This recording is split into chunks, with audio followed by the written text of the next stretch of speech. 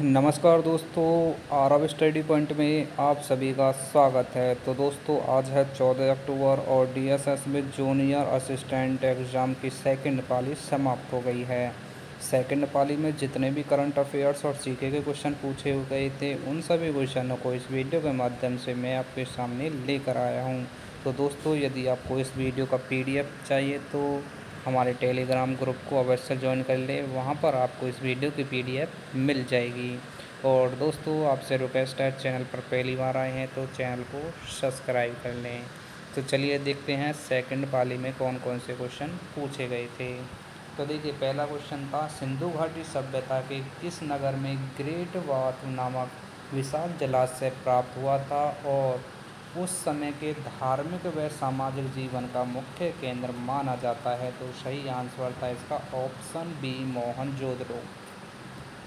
Question number 2 में पूछा था, किस मुगल सम्राट ने 1582 ईस्वी में दीन ए इलाही नामक एक नवीन धर्म की स्थापना की और उसका उद्देश्य सभी धर्मों के सिद्धांतों को समन्वय था? तो सही आंसर था इसका ऑप्शन ए, अकबर। अगला क्वेश्चन था, चंपारण आंदोलन गांधी जी का भारत में पहला सफल सत्याग्रह था। यह किस वर्ष और किस कारण से प्रारंभ हुआ था? तो सही आंसर था 1917, नील किसानों की समस्या के कारण।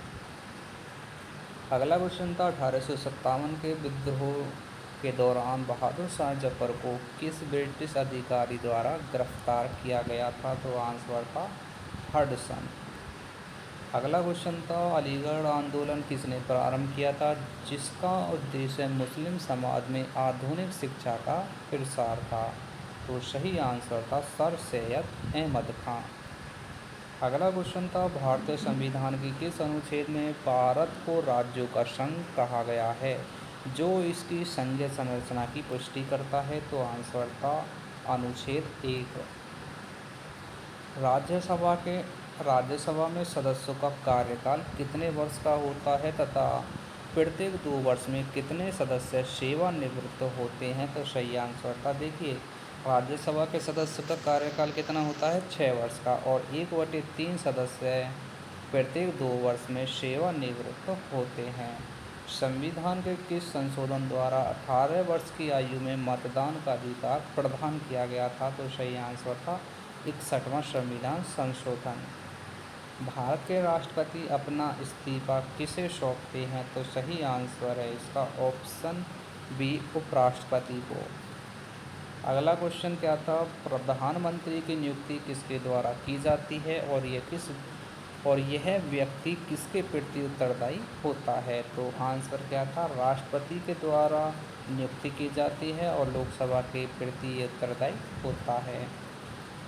न्यायिक पुनर्विलोकन का अधिकार भारत में किस सर्वोच्च संस्था के पास है? तो आंसर क्या है, ऑप्शन सी, सर्वोच्च न्यायालय। संविधान की प्रस्तावना में भारत को किस प्रकार के राज्य के रूप में वर्णित किया गया है? तो आंसर था संप्रभुत्व, समाजवादी, धर्मनिरपेक्ष, लोकतांत्रिक, गणराज्य। ऑप्शन ए इसका राइट आंसर था। किस भारतीय वैज्ञानिक को मिसाइल मैन ऑफ इंडिया कहा जाता है और जो 2002 से 2007 तक भारत के राष्ट्रपति रहे? तो सही आंसर क्या था, doctor APJ Abdul Kalam. G20 सम्मेलन 2025 की मेज़बानी किस देश द्वारा की जा रही है? तो सही आंसर क्या था, ऑप्शन बी, ब्राज़ील।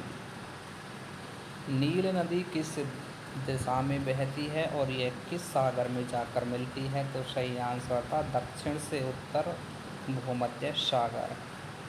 विश्व स्वास्थ्य संगठन का मुख्यालय कहाँ पर स्थित है? तो सही आंसर क्या था, ऑप्शन ए, जेनेवा, स्विट्जरलैंड।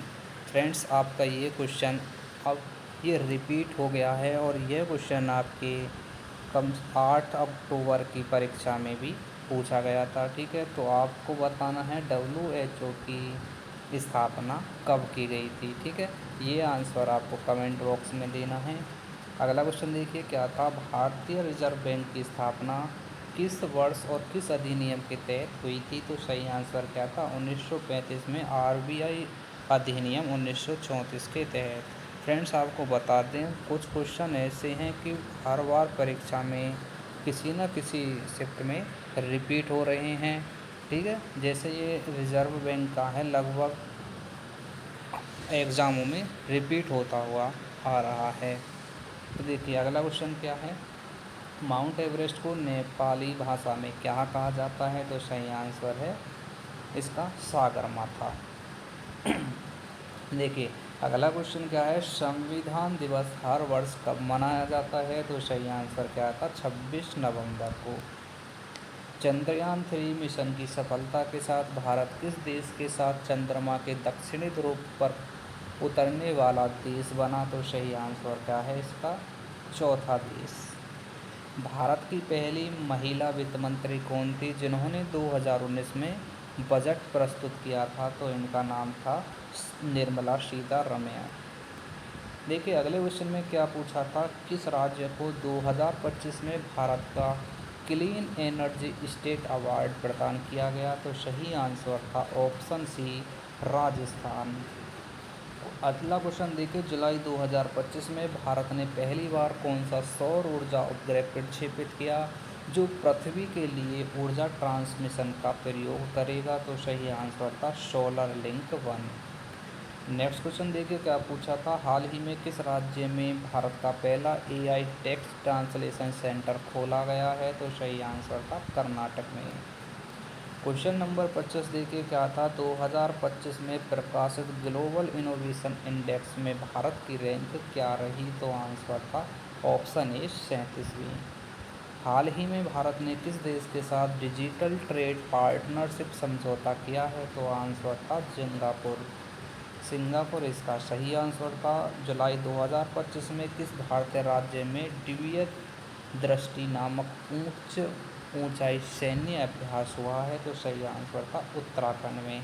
और फ्रेंड्स ये क्वेश्चन आपका फर्स्ट पारी में भी पूछा गया था और ये 13 अक्टूबर एनटीपीसी ग्रेजुएट लेवल की सेकंड पाली में ये क्वेश्चन आया हुआ है। ठीक है, देखिए अगला क्वेश्चन क्या था, अंतर्राष्ट्रीय बाघ दिवस किस तिथि को मनाया जाता है? तो सही आंसर है 29 जुलाई को। ठीक है, अगला क्वेश्चन देखिए, हाल ही में किस देश ने स्पेस स्टेशन टाइटन 1 के सफल परीक्षण की घोषणा की है? तो सही आंसर क्या था, ऑप्शन ए, चीन। 2025 में विश्व पर्यावरण दिवस की थीम क्या रही? तो सही आंसर क्या था, land restoration, distribution and drought resilience.